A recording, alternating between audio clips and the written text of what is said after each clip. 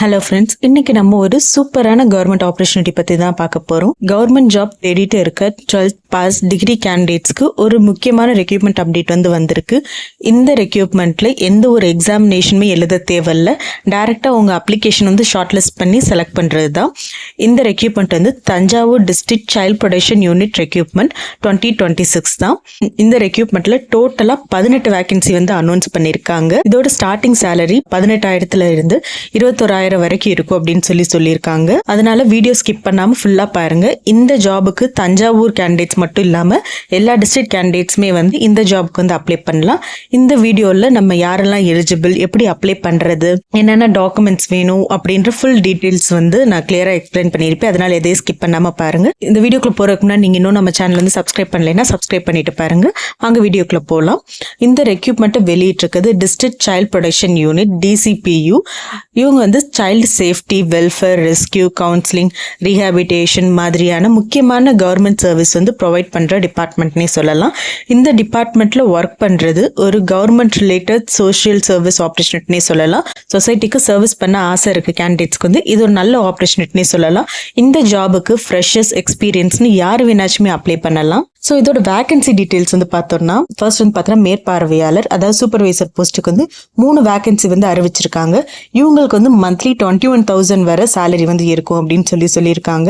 இவங்களோட education qualification என்ன இருக்கணும் அப்படின்னு கேட்டிருக்காங்கன்னா sociology, social service, social work, psychology, child development, law, public administration மாதிரியான டிகிரியில படிச்சிருந்தா உங்களுக்கு அதிக ப்ரிஃபரன்ஸ் தரப்படும் அப்படின்னு சொல்லியிருக்காங்க. ஸோ இவங்களோட ஏஜ் லிமிட் பார்த்தோம்னா 42 இயர்ஸ்க்குள்ள இருக்கவங்க தான் இந்த ஜாபுக்கு அப்ளை பண்ண முடியும் அப்படின்னு சொல்லியிருக்காங்க. அதோட சேர்த்து உங்களுக்கு சைல்டு வெல்ஃபேர் டிபார்ட்மெண்ட்ல ஏற்கனவே ஒர்க் பண்ண எக்ஸ்பீரியன்ஸ் இருந்தா உங்களுக்கு முன்னுரிமை வழங்கப்படும் அப்படின்னு சொல்லியிருக்காங்க. நெக்ஸ்ட் போஸ்ட் பார்த்தோன்னா வழக்கு பணியாளர், அதாவது கேஸ் ஒர்க்கருக்கான போஸ்ட் தான். இந்த போஸ்ட்டுக்கு 3 வேகன்சி அறிவிச்சிருக்காங்க. இவங்களுக்கு பார்த்தா 18,000 வரை சேலரி இருக்கும் அப்படின்னு சொல்லியிருக்காங்க. இதோட இவங்களுக்கான எஜுகேஷன் குவாலிஃபிகேஷன் பார்த்தோன்னா 12th பாஸ் பண்ணியிருந்தாவே போதும், நீங்க இந்த ஜாப்க்கு அப்ளை பண்ணலாம். இவங்களுக்கும் 42 வயசுக்குள்ள இருக்கவங்க தான் இந்த ஜாப்க்கு அப்ளை பண்ண முடியும். இதுலயுமே போத் ஃப்ரெஷர்ஸ், எக்ஸ்பீரியன்ஸ் யார் வேணா அப்ளை பண்ணலாம். எக்ஸ்பீரியன்ஸ் இருக்கவங்க சைல்டு வெல்ஃபேர் டிபார்ட்மெண்ட்ல ஒர்க் எக்ஸ்பீரியன்ஸ் இருந்தா உங்களுக்கு ஆடட் அட்வான்டேஜ் அப்படின்னு சொல்லியிருக்காங்க. நெக்ஸ்ட் பார்த்தோன்னா பேருந்து நிலைய குழந்தைகள் உதவி மையம் மேற்பார்வையாளர், அதாவது சூப்பர்வைசருக்காக 6 வேகன்சி அறிவிச்சிருக்காங்க. இந்த இதுலயுமே முன்னாடி இருக்க சூப்பர்வைசருக்கான சேம் எலிஜிபிலிட்டி கண்டிஷன் தான் சொல்லியிருக்காங்க. அதாவது நீங்க degree in social work, sociology இந்த மாதிரி இதுல படிச்சிருக்கணும்.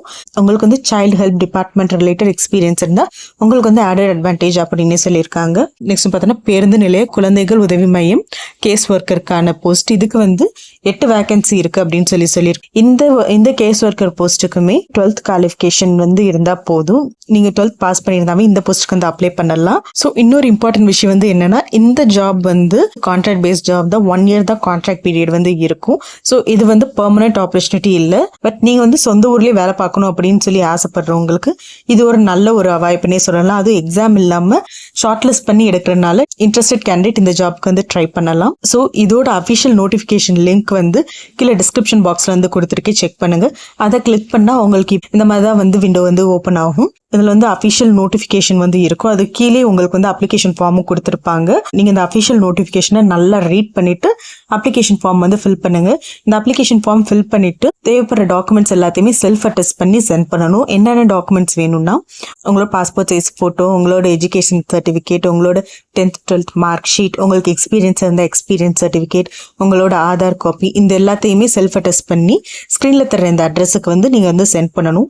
இது அப்ளை பண்றதுக்கான லாஸ்ட் டேட் பார்த்தீங்கன்னா 6th of July அப்படின்னு சொல்லியிருக்காங்க. அதாவது 6th of July மாலை 5:30க்குள்ள உங்களோட போஸ்ட் அங்க போய் சேர்ந்திருக்கணும் அப்படின்னு சொல்லியிருக்காங்க. ஸோ உங்களுக்கு இந்த ஜாப் ரிலேட்டட் ஏதாச்சும் டவுட் இருந்தா கீழே கமெண்ட் பண்ணுங்க. நம்ம சேனல்ல இதே மாதிரி நிறைய நோ எக்ஸாம் கவர்மெண்ட் ஜாப் இதெல்லாம் போட்டிருக்கோம். வேணும்ன்றவங்க போய் பாருங்க. இந்த மாதிரி latest job update and useful video உடனுக்குடன் தெரிஞ்சுக்க இப்போ போய் நம்ம சேனல்ல போய் சப்ஸ்கிரைப் பண்ணுங்க. மீண்டும் அடுத்த வீடியோல சந்திப்போம். நன்றி.